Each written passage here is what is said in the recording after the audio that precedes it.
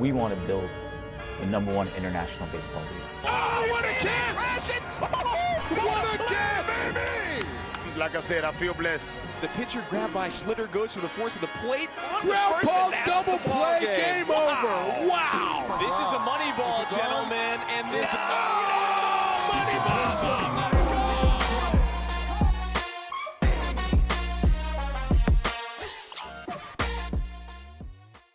What's up, ladies and gentlemen? Welcome back to another episode of the Baseball United podcast. I'm your host, Liam Skiffington, and it is my great pleasure to introduce Baseball United co-founder, 12-time MLB All-Star, National Baseball Hall of Famer, Barry Larkin to the show. Barry, how's everything been going? Everything's good, Liam. It's we're well into the Major League Baseball season, and we're preparing for Baseball United this November. So super exciting times. Yep, so I appreciate you taking the time to join us today. We got a lot to cover, but first and foremost, Barry, I want to get into how did this dream come together of Baseball United? You know, honestly, I had been working when I retired with Major League Baseball International, and I got a chance to go spend some time over in India, as well as other kind of developing countries as far as baseball is concerned, but specifically India. And so through my international baseball experience, I was contacted by an original group, and they asked me if I would have any interest in this. Actually, it was baseball in India that they asked me if I had interest. And I really did, because when I went over there many years ago, I noticed that there weren't many baseball players, but there were a lot of really good athletes that happened to play other sports other than baseball. And I actually had an opportunity through some of the international camps that I was working at, to work with a couple of players from India. So from my experience, my international experience, and just kind of traveling the world and doing baseball in different parts of the world, this came across my desk. I was asked if I would be interested in advising a group. The group that I was advising had some issues. And so it was just kind of set up there, and I went to Cash Shake and I said, "Hey, Cash, man, I got this idea, and I think you would be perfect to be a part of it." And we looked at the original group, kind of restructured things, and started Baseball United, and here we are. So going on your relationship with Cash Shake, you guys had a previous relationship to Baseball United, right? Yeah, we had worked together on a couple of programs here in Cincinnati, and I worked with his marketing group. But you know, I immediately, when I worked with his group, I remember having the conversation with Cash, like, "Yo, I don't want to work with any of your people. I want to work with you." And you know, it's just kind of like a brotherhood that we kind of hit off like at the beginning. And like I said. So we were doing that, and then this opportunity came across my desk, and then I said to him, I was like, "Yo, you know, I know we're doing some stuff marketing wise here, there, or the other, and I think you would be great to be part of this." And it's crazy how it kind of manifests itself, but that's really the beginning of everything. That's how it happened. I'm curious, Barry, why was Cash Shake the right person for you to go to for this job? It was a feeling that I had.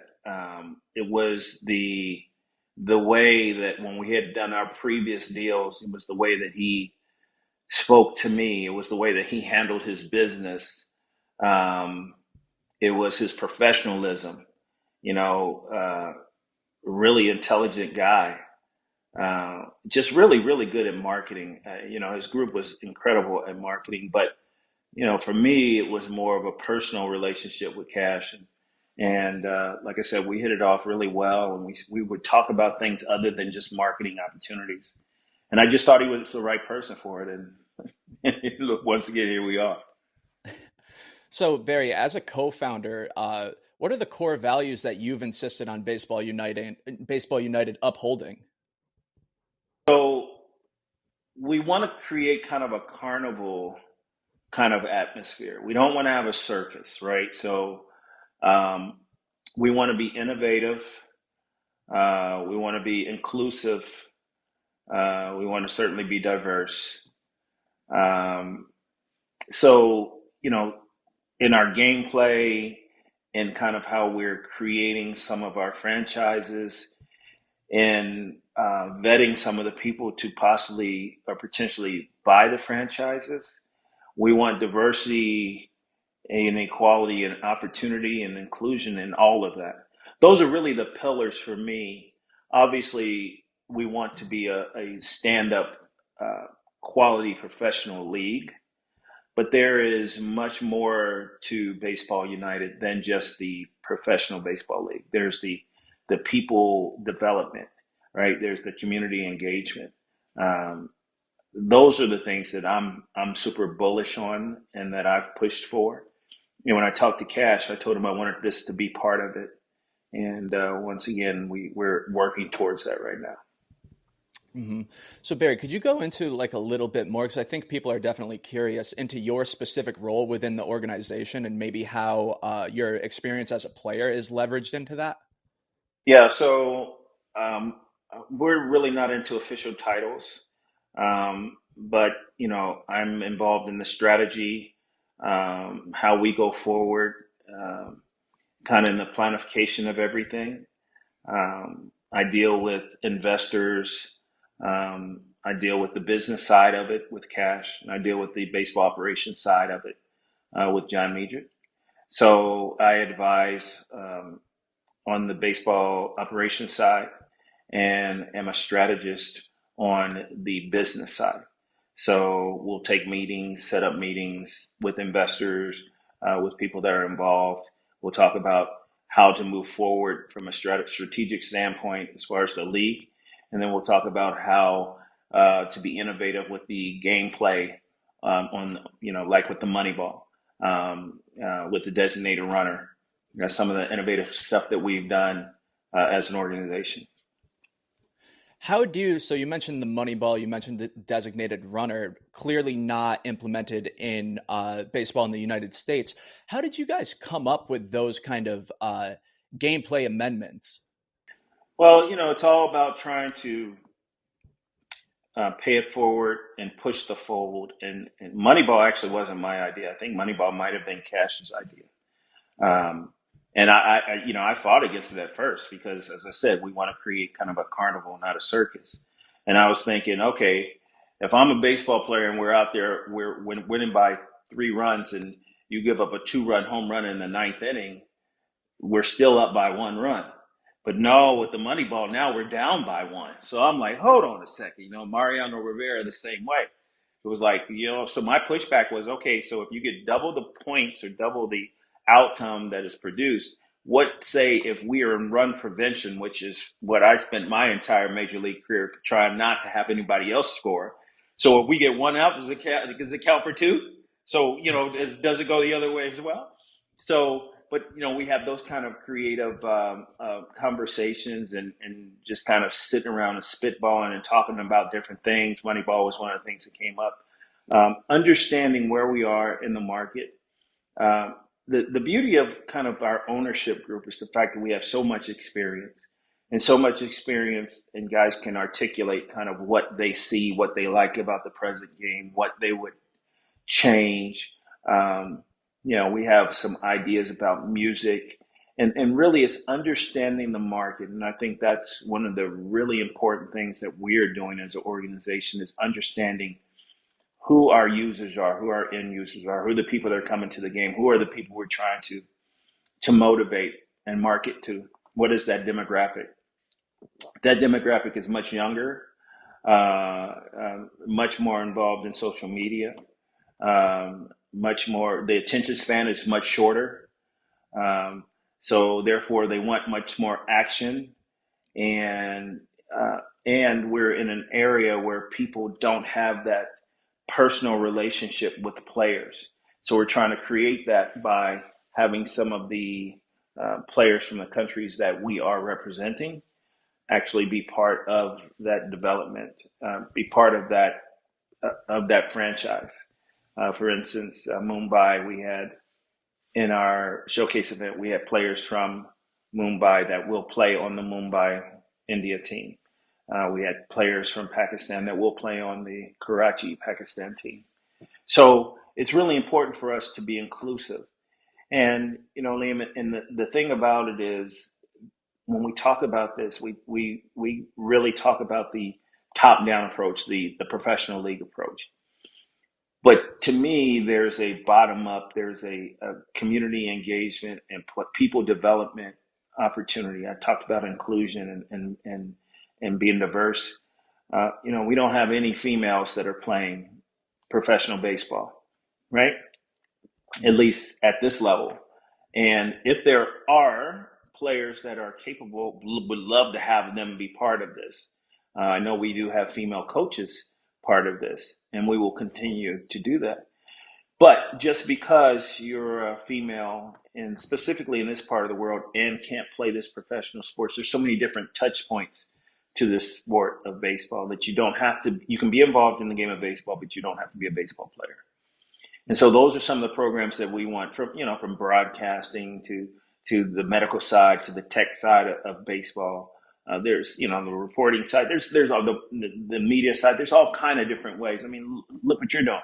You're involved in the game of baseball, you're hosting a podcast, but you're not a baseball player. However, you still have, and we did have people over there covering the game of baseball that were involved in the game of baseball, that had opportunities in the game of baseball that weren't professional baseball players. So we want to point out the fact that there are all these different touch points involved in the game of baseball, other than just being a baseball player, that will provide opportunities for people down the road.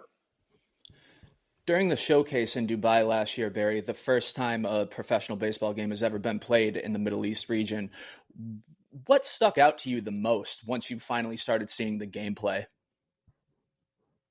The idea that we were playing baseball in Dubai, and it had never happened before. That was the thing. I remember sitting on the field, which I thought was amazing, the way that the field was designed with the cabanas on the field.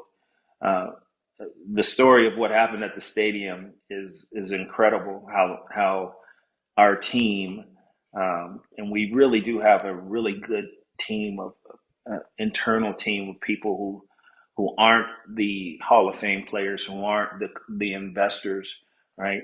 They're part of Cash's marketing arm, BSB, that really did an incredible job getting the field ready. And, the fan fest, just walking around the stadium and watching it and seeing the stadium as it was to be ready for the game, to walk around and see Fan Fest, to walk around and say, like, that none of this stuff has ever happened before. And it was basically from scratch. Like, the team had to bring in power to the stadium. The Cash was walking around the stadium numbering seats.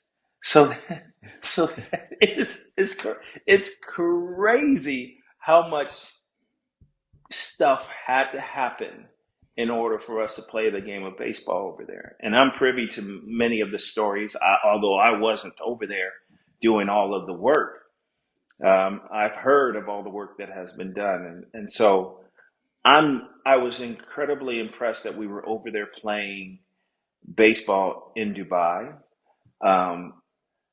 But I was even more impressed with the look of the product and understanding all the work that had to go into making the product look, or making the venue look the way that it did. Just a lot of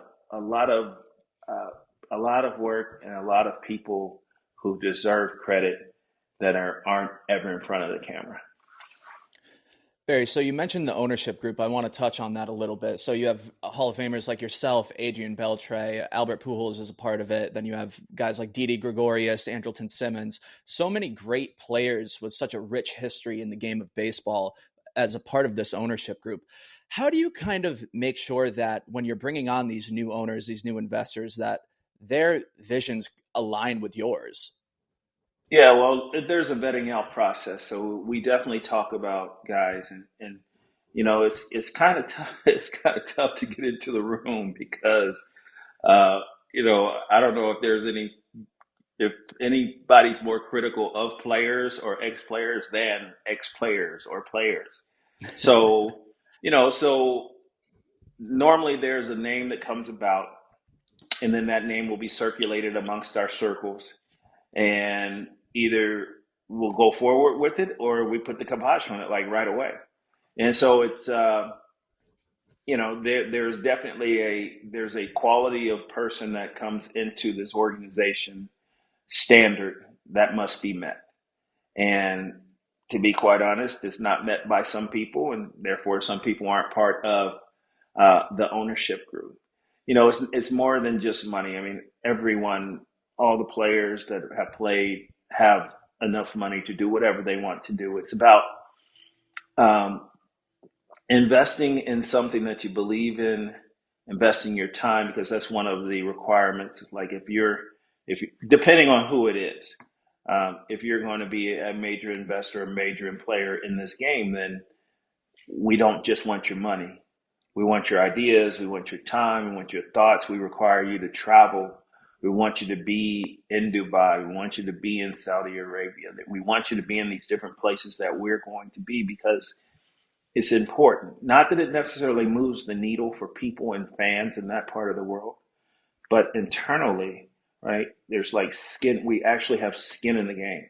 Money is money, but money, it designates skin in the game. But we want time. We want people to invest their time, and we've been good. It's been a good ride so far, and guys have said what they were going to do, and they've stood up to it. I mean, Adrian Beltre unfortunately couldn't be part of something because he was getting inducted into the Hall of Fame this year, and he had to cut it. So he was a little busy at the time we asked him to be at some place. But it's been really good. Guys have been good with their time and committed to making this happen, and it's been great so far. Ronald Acuna Jr. was recently brought on as a co-owner. He's the first active player within that ownership group. How impactful is that for the league, Barry, to have an active player of Acuna's stature as a co-owner? Well, Elvis Andrus was the first, if he's still active. I'm not sure if he's still active right now. I'll have to check that. Yeah, but he at least at the time we were putting this together, he was an active player. So I'm not sure if he's playing in the big leagues right now. I should know that, but I just don't. But bringing on Acuna is huge. Obviously, I think players will see that an active player, especially of his stature, is coming and joining the forces. So I believe what's going to happen is you're going to see much more interest from other active players involved in the game. And once again, it's not necessarily that we need their money, right? It's not, and I don't think Acuna came in and bought a franchise or anything like that. It's like he wants to be part of a team. That's what this is about. This is about being part of a team. Myself and Cash and John Miedrich, and Mariano Rivera, we were all part of the original team. And then it's just been a matter of just kind of expanding that team and bringing in like-minded people and people that want to do well, that are passionate about teaching the game of baseball and expanding the game throughout this region and throughout the world. Now, Barry, you've been a part of a ton of fantastic teams over the course of your career. What indicators make you believe that Baseball United is going to continue to be successful? I think it's the ownership group it's the engine that makes the thing go. First of all, tremendous amount of respect and belief in Cash and Cash Shake and what he does and how he does what he does. But to be quite honest, we need help. We need support. We have support of Major League Baseball. We have support of the Players Association. It's great to see that Saudi Arabia has been very willing to allow us to, not just willing to allow us to come and play, but have been very anxious for us to come and play in their, in the kingdom. And I think it's really cool because we played in Dubai, and that's an iconic city, and so I feel like the pull feel like the pull from other countries and the interest in other countries to, in this particular case, diversify their sports, diversify their portfolio with sports, trying to host the Olympics, trying to get the World Cup. There's a lot of interest in this part of the world. So, I mean, there's a lot of determining factors, I believe, that are going to be part of the reason why we are successful. But it's really about acceptance of the game. It's about understanding the game. I think that's why our community engagement and people development programs are so important, because I believe people and organizations will support an organization that's trying to do good and do well, meaning, yes, make money on the for-profit side, but also empower people, boys and girls, men and women at the same time. You know, I feel like education, healthcare, all those things are kind of tied into what we're doing.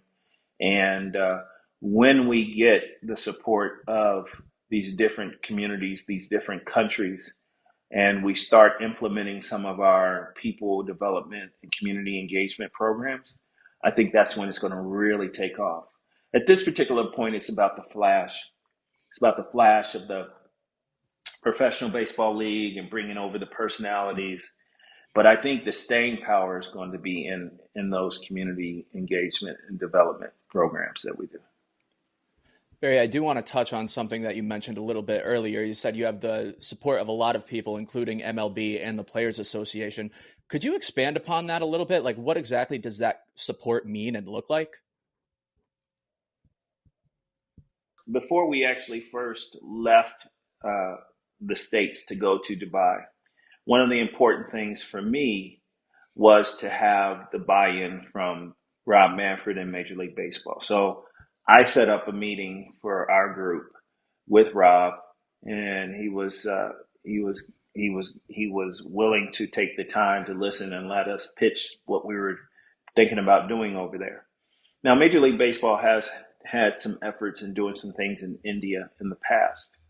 But when we showed him what the program was and showed him the presentation, I think he was like very impressed. At least that's what he said. He was very impressed with Cash and the presentation and what we're trying to do as an organization.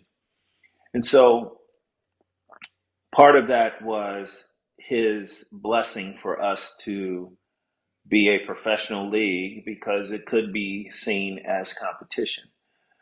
Now, what we wanted to make very clear, and this is the reason I wanted to set up the meeting, was that at the onset, what we are going to do is we're going to be a winter ball league. Basically, when Major League Baseball shuts down, for all the affiliated players, they normally go play in winter ball. They go play in Mexico or Dominican Republic, Venezuela, Puerto Rico, different places, Latin American countries for the most part. I think there's Australia as well.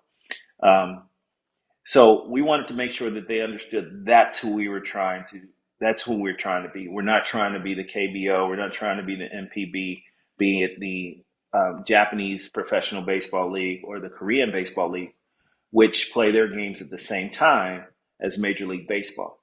So we wanted to make sure that there wasn't that conflict, and we're not trying to create that conflict, because we wanted the support of the owners to allow their players to come and play over there, right? We wanted the support of the Players Association and Tony Clark to understand that this is a league created by players for players, not just players, but former players as well, because all the coaches that we have are former players, right? Our investment group is former players, but the guys that we have that are the Dennis Cooks, right?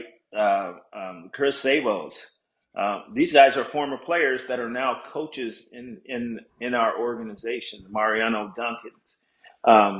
So it's really important, Miguel Tejada, if he's going to be working with us or not. So these guys are all former players. And so that's why it was important for us to have those relationships with Tony Clark and the Players Association and Rob Manfred and Major League Baseball, because we wanted their support and clarification on what we were doing, why we were doing it, who was going to benefit, so that they would they would support us in however way they decide to do that. As we move forward with the league, Barry, and as it continues to grow and expand, what are some goals that are most important to you personally? Yeah, so it's important that we're self-sustaining. It's important that we become part of the fabric of the communities. That's really what baseball to me is about. Baseball is a family sport. Baseball is a game that brings families together. Baseball is a game of telling stories, having experiential experiences, personal experiences. It's about bringing people. It's also about educating people. It's also about developing life skills. And this is why I've played the game of baseball. Well, it's because my father was a coach. My older brother played baseball, so I wanted to do what they did, right? And eventually I found out that it made me a better person because I learned how to deal with failure, right? I knew how to have deductive reasoning. I know how to prioritize. I know how to time manage my life and my time.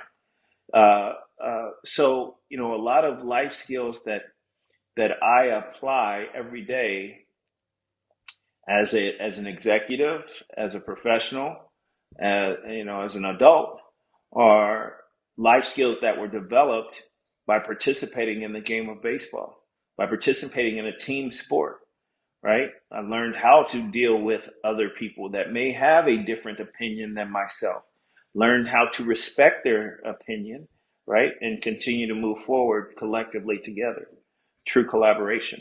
So, that's hopefully what we will be able to share with the world. And I think we'll do that, yes, on the baseball field, but more so on the play or the community engagement and the people development realm. I feel like that is where our real true staying power is going to be, because we're going to not just develop baseball players to play professionally, but we're going to develop baseball players in those different communities. Because the reality is, if you haven't played baseball growing up, and it's not just kind of a natural instinctual thing for you, there is no chance for you to compete at this high a level of players that we brought in. Many of our players were Major League Baseball players. Many of our players were drafted high, in high rounds. Many of our players played Double A, Triple A. There's no chance for someone that has never participated in the game of baseball to compete with these guys. Just can't happen. And so, therefore, the reality is we have to make some changes so that they can be on the same field. But we, in those countries that we have franchises, we're going to develop those players. We're going to start with player development programs as well as people development programs. So it's developing the baseball players as well as the brothers and sisters of the baseball players that want to participate in different ways on how they can be involved in the game of baseball just by supporting this program. So I don't really think that enough people truly understand how difficult it is to do what we're doing here with Baseball United. Cash Shake talks about it all the time. What we're doing here is absolutely insane, Barry. What are some of the challenges that you face with Baseball United? Yeah, well, it's just not part of the fabric of the community. It's right. It's people don't understand the game. There is an assumption that the game is whatever it is that you perceive it to be when you watch it as a fan. This is a business. So, and our business motto has been to run very as lean as possible. And so we were probably undermanned in some of the things that we needed to do, understaffed in some of the things that we needed to do. And we had to do business the way that we were told to do business. I mean, we're not doing business in the States. We know I guess the format and the framework of doing business in the States. A little bit different when we do business overseas. And so that in itself was an eye-opener, to be quite honest. that in itself was educational, and we now have some new IP that we've developed by doing business overseas. So, every lesson is not an easy lesson to learn, but it's one that you can learn from, and now we can make it part of the history. Now we have the history of doing, or the experience of doing business in this part of the world. So, there were quite a few challenges from just communication, understanding what's needed in the game. There was no baseball played over there, so people didn't know how to shoot the game. So we had to bring over basically the whole media team in order to teach people where the cameras needed to be, right? How to shoot the game. There's just so much that had to be done. I could share stories, and I'm sure Cash will share stories about, the cricket stadium. We have this beautiful, beautiful international cricket stadium, and there were some incredibly difficult hurdles to get over to get it prepared to play a game. Other than just converting the cricket pitch to a baseball field, right, and bringing in the temporary outfield wall, right. There were tremendous, very fundamental, rudimentary issues that had not been addressed until the team came over there to address them. So challenges all across the board, but anything that's worth it, you're going to have those challenges. And as I said, we now have we have some personal experience on how we did that business, and going forward, I'm sure we will act accordingly. As the league continues to grow and expand, Barry, how do you guys ensure that it remains inclusive and true to the mission? We've talked about inclusivity a lot during the show already. How do you guys ensure that it remains like that? Well, I think any opportunity, one good thing about what we're doing is that we have the opportunity to do whatever we want to do, right? We are the ownership group. So we make the decisions on what we as an organization, as a league, what we do. And if DEI is part of that, if we're talking about diversity and equality and inclusion, if DEI is part of that, then we're going to be diverse. We're going to be equitable. We're going to be inclusive, right? We want to put people up on a platform. We want to create opportunities for people. We want to use in social media. We want to be able to create heroes for hometowns. I mean, that's what we have here in the States. There are heroes in hometowns over in India with cricket. Virat Kohli, I think 248 million Instagram followers or something along those lines, whereas really impactful Major League Baseball players have maybe 20 million or something along those lines, right? So we want to create opportunities for boys, girls, men, women, and that's part of our ethos. So that's part of who we are as a group. We are a minority-owned group.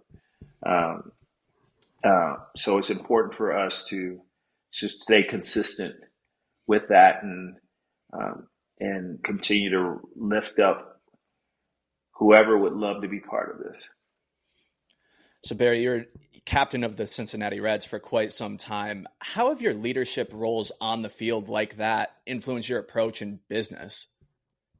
It's interesting, man, because I was just talking to someone the other day about who I am and who we are as ex-professional baseball players, and how our experiences as baseball players now are part of the fabric of our everyday lives.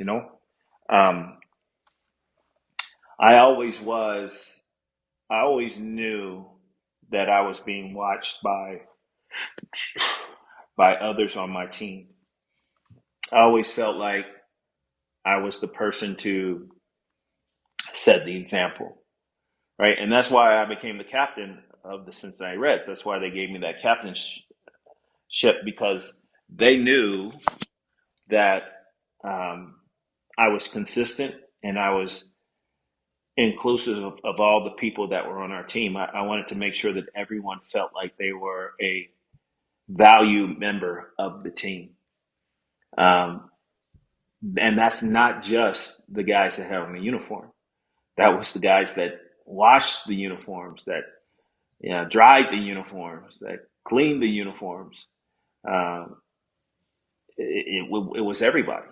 So I don't think I ever had like this short-sightedness, right? I think the vision was always clear that we're going forward. Now, all the battles that we have to deal with today, we will deal with, but the war is to be won.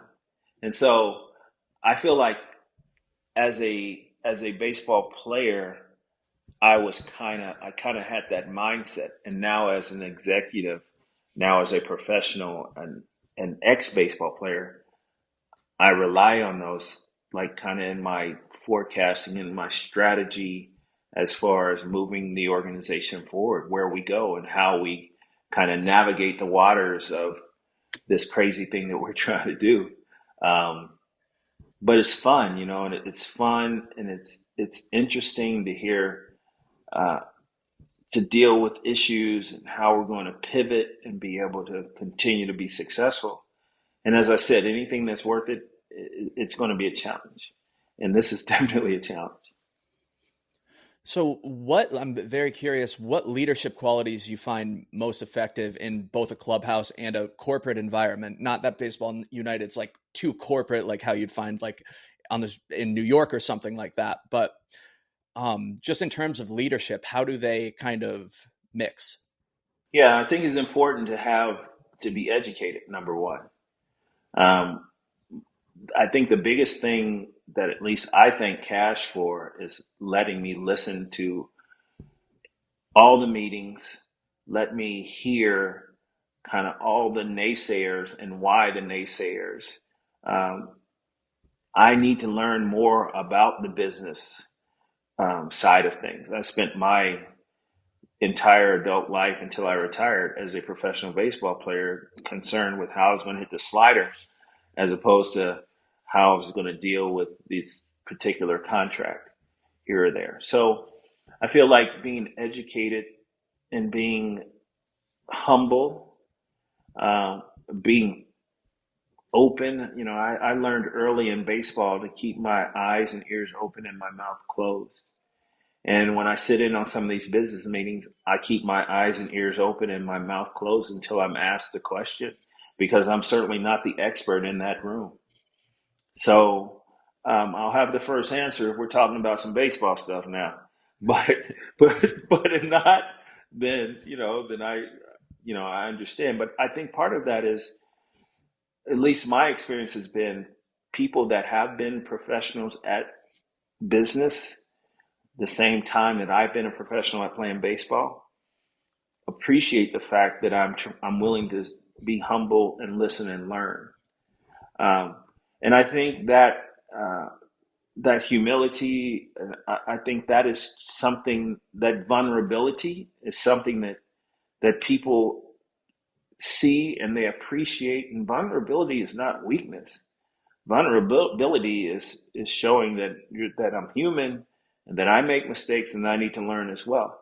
And I think anytime you have a leader that is humble, that shows some vulnerability, as in, I don't know everything and I need help and I want help, but I'm also willing to make a decision because that's my role. But my decision will be made because of from an educated perspective. Then you just appreciate that. And I feel like those are the correlations. I feel like those are two things. As a baseball player, I was not only the captain of the team, but I was the kangaroo court judge, the juror, and the executioner.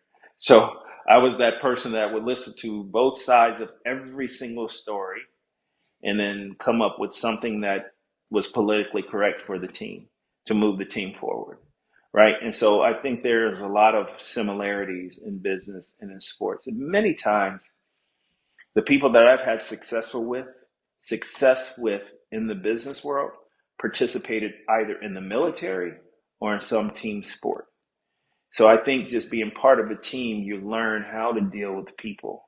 And I think a lot of that participating in sport does carry over into the business world. Barry, who were some of your mentors during your MLB career? Well, I had quite a few mentors. Fortunately, when I came up, Pete Rose was my manager, um, and Pete Rose was everything in Cincinnati, which is where I grew up. He was everything, and the way he played the game of baseball, um, the Charlie hustle, the blue collar kind of way that he did things. And then, of course, I had all kind of people around me. Frank Robinson was huge as far as my development. He really helped me as far as the minority side of dealing with things. Tony Perez, all my Latin brothers, Tony Perez and David Concepcion, they were uh, incredibly influential in my life. Eric Davis, um, he was amazing as far as helping me to play with more of a sense of urgency and not just kind of belong, understanding I didn't just belong in the game of baseball, but I needed to make a difference in the game of baseball. So I've had so many different people that influenced my career that were really close, near and dear to my heart. Joe Morgan, another guy who unfortunately passed away, was another great man. I had some time to spend. I had an opportunity to spend time with Hank Aaron, and oh my goodness, just sit and just. I was telling a Hank Aaron story today. I was playing some golf, and we were talking about the similarities between golf and baseball, and we were talking about starting, and Hank Aaron told me a story about how he's a front foot hitter, but how he had to stop in order to let the bat head get to the ball. And I've had so many great mentors in my life that really helped me kind of create. And of course, my father was huge in my development. So a lot of great mentors, been a lot of people that really helped me an awful lot. So that was a super insightful answer. How do you take that and how do you approach mentorship within Baseball United? Because you're certainly one of the most prestigious guys in the ownership group, and I'm sure even the players on the field kind of look up to you. Yeah, I think the thing to do is just to be approachable, right? I feel like people are a little bit different now. Everyone has so much access to so much information. People are just so much more, I think, prepared, and I feel because people are more prepared, have more information at their fingertips, that they form their own kind of opinion about things. And so understanding that people need their space and at their time. Um, Listen, I work in player development, right? So I work with young 18, 19, 20, 21-year-old young men that are trying to learn to play the game of baseball. And inevitably, we'll get into a conversation about life and about business and how the two correlate and what are some of the things that I'll take that I should pay attention to now as a young player that you didn't pay attention to as a young player when you were playing, certain things like that. So, I feel like just to be approachable, and prepared for when I'm asked questions about mentoring or about my experience, because it's at this where we are right now. Sometimes people just don't want to hear what you have to say. They just don't, and and it's okay. it's just the sign of the times. It just is where we are because people have so much information and they do their own homework and they prepare themselves the way that they do. So I think just being open to different approaches and just being approachable and being accessible.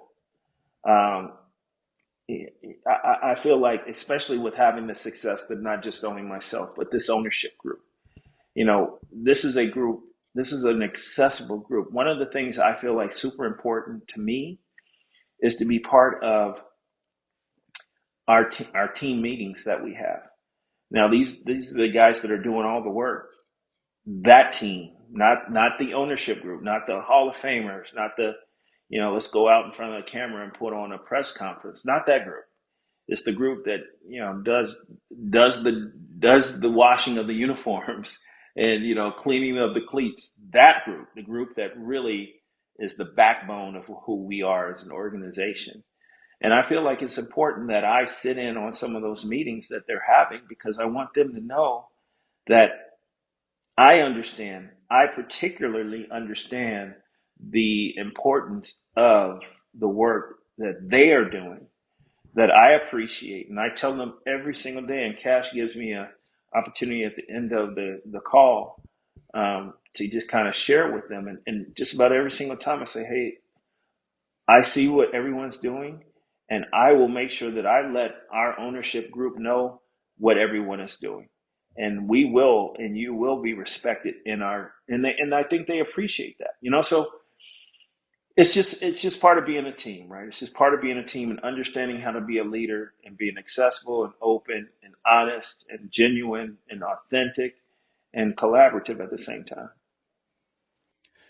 As we take like a quick look back at your MLB career, Barry, what's the moment that you're most proud of?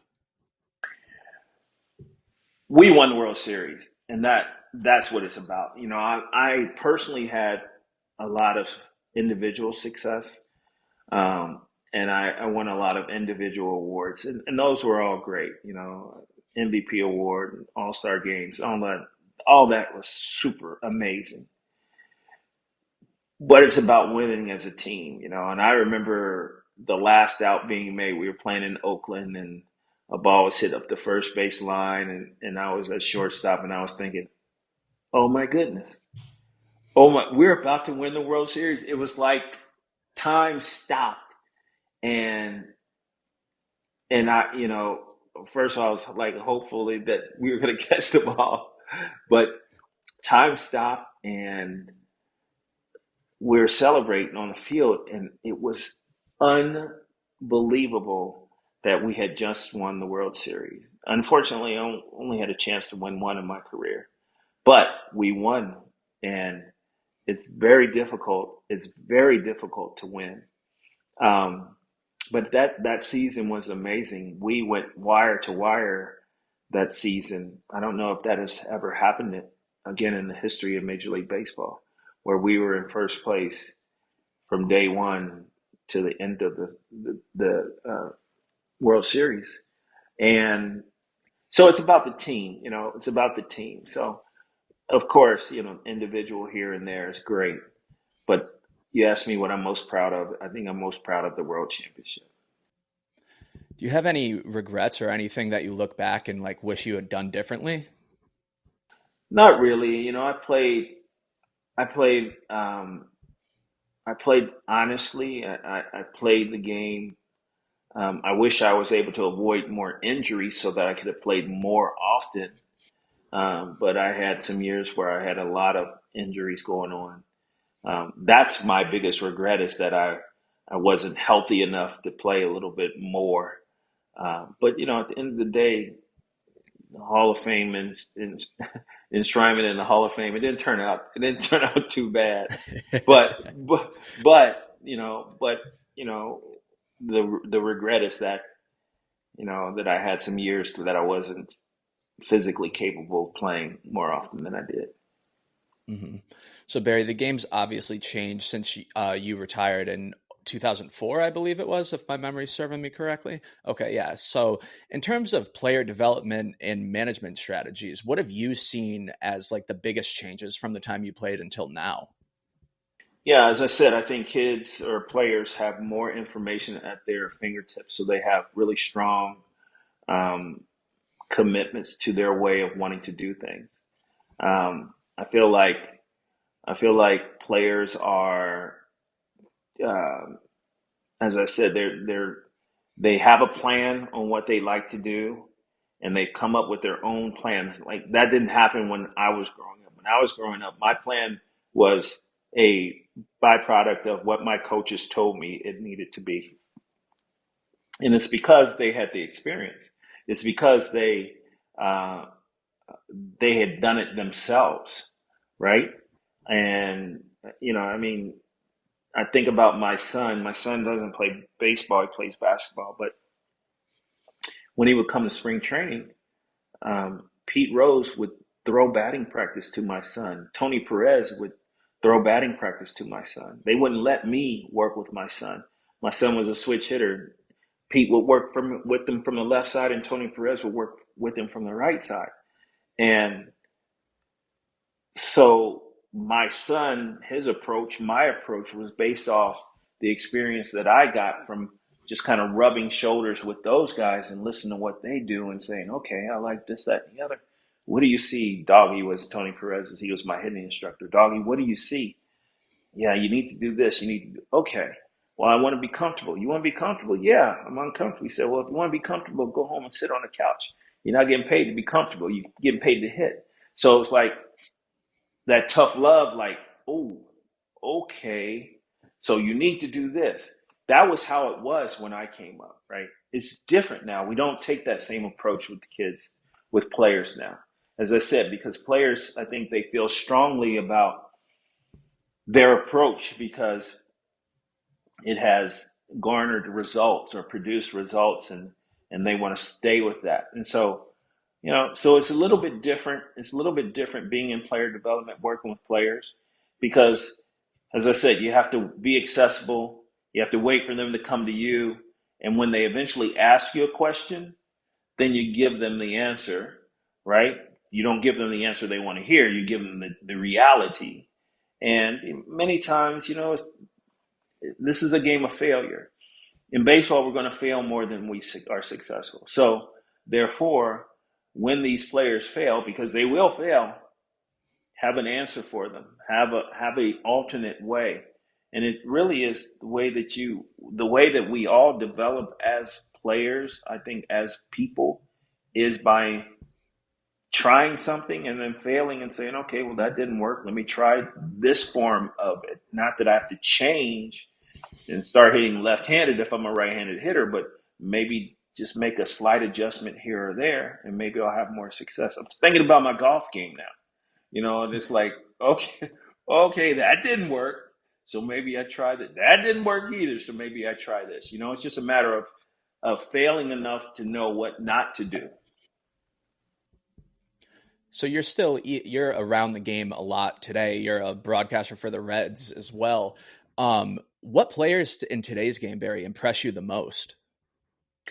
I love looking at shortstops, right? And here in Cincinnati, we have Ellie De La Cruz, who is an absolute unicorn.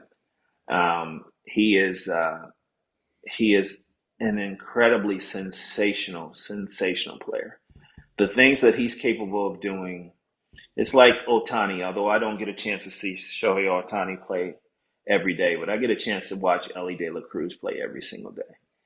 And some of the things that he does, it's just amazing. His size, his athleticism, his speed, his arm, his baseball IQ.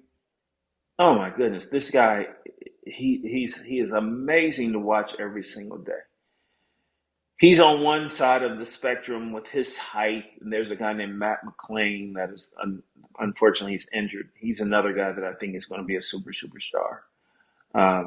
He's an amazing player as well. Both really young players, but like established players like Francisco Lindor with the Mets. I really like to watch him. Willie Adames, and these are all guys that I watch because I had a chance to work with all of them. So those guys, I get a chance to see them play. play often. But yeah, I watch Acuna as well. And Albies down in Atlanta, and I watch those guys do their thing, and it's fun to watch them. It's interesting to watch how these players now compete against each other, and how they celebrate when they have success. And as I said, you have to be open-minded and just kind of understand that it's their time and they do things the way that they do things. But to see a guy hit a home run and sit there and watch it leave the ballpark and not run and then flip the bat and do some of the things they do now, which is what they do, it didn't happen back when I was playing, right? And to watch a guy turn a double play and stay right on top of the bag, I kind of cringe every time I see a middle infielder catch a ball and just stay right there. And then I go, oh, yeah, that's right. They can't slide into the infielder anymore. Or I watch a catcher, not block the plate and give so it's just different. It's different. But I do enjoy watching the game. There's a lot of athleticism. I think the players are more athletic now than they were when I was playing. I think they're stronger. I think they're bigger. I think they're faster. There's just about everyone comes out of the bullpen throwing mid to high 90s, if not 100. And there weren't that many guys that were doing that back when I was playing. So the game has evolved. The game has changed in some ways. The basic fundamentals of the game have not changed. So it just is where we are right now. But I do definitely love watching and enjoying and watching the game of baseball now. When you're watching these young shortstops play, Barry, whether it's pregame, during the game, or what have you, what are some key indicators that you're looking for from them just to kind of make the determination like, oh, that guy's a guy, he's going to be good? So it's all about footwork and body position relative to the baseball. It's funny because those guys that I've just talked to, these are the exact conversations that we have, right? You got to stay behind the baseball. You got to work relative to where you're trying to throw the ball or hit the ball, whatever.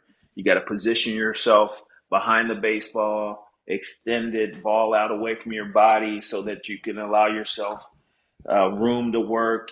It's really general stuff, but there's a specificity to it, right?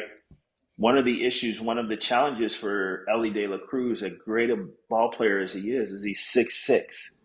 So at 6'6", trying to do something really like finite is a little more difficult, right, than a guy that's 6 foot or a guy that's not 6'6".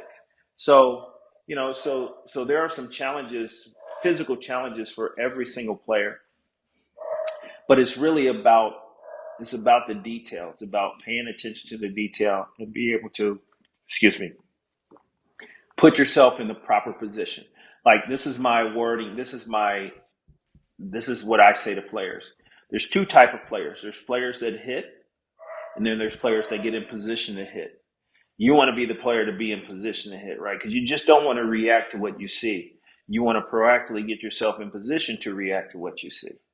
And so there's a different level, right? So that's the way I look at the game. That's why I look at everything. It's like I can either just react to what I see, or I can control what I can control. I can work to get myself into position to react to what I see.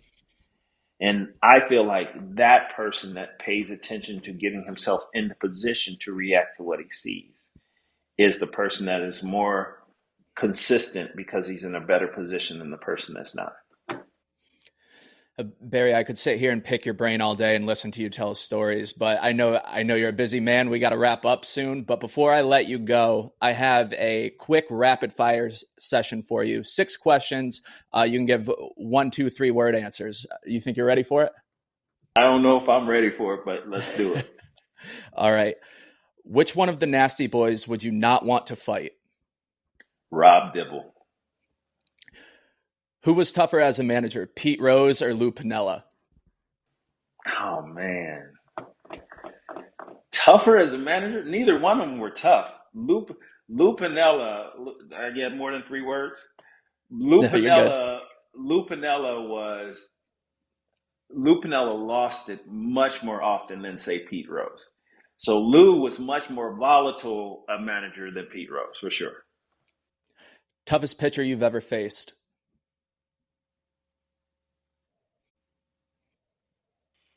Oh boy, toughest pitcher I ever faced. Nolan Ryan was pretty daggone tough. Yeah. Best advice you ever received during your playing days? Keep your eyes and ears open and your mouth closed. Who in today's game reminds you the most of yourself? Got him. Oh boy. Oh man. Honestly, I don't know. No one comes to mind. There's only one Barry Larkin, right? Yeah, I guess that's the answer. Okay, and last question, Barry. Who is the worst omission from the Baseball Hall of Fame? I